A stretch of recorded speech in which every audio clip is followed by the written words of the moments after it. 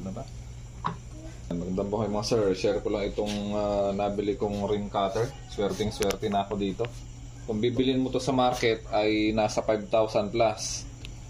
Ngayon, nagpunta ng Canada yung classmate ko. Binenta na lang sa akin ng 2,500. Ito siya. Meron siyang lock. Hindi mo siya may bababa.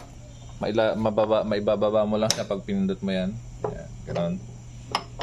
Then, ang puputulin natin ay ito. Meron kasi nagputol na sablay eh.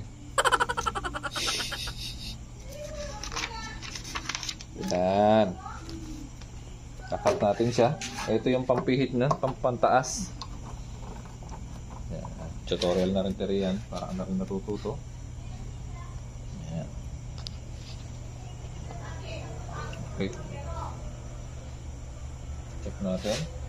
Okay na. Pag okay na, higpitan mo siya. Dito ka sa kabila. Higpitan mo lang siyang ganon. Pag okay na. Then, ready to cut. Pwede na lang putulin yan. Okay. Cut na natin. Diinan lang mabuti.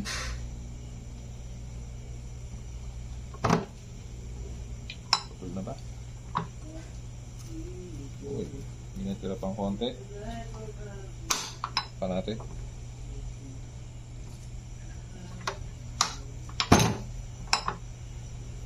Okay. Angat. Kabila naman. Ang ganda ng cut oh. Ay, so Brad. Sino ba yung nag-cut ng naaraan? Ano daw eh? Parang sablay daw eh. So, mapurol na yung cutter mo eh. Hindi talaga ayaw ng cutter yun. So, ipitin nyo lang. Then, cut. Dalawang kamay kung gusto nyo. Angat ng konti. Balik. Angat ng konti. Balik. Oh, ha? Then, release. Ano siya? Dito nga lang, hindi na mahabol. Sa bungad. Ang mahalaga, pantay na siya.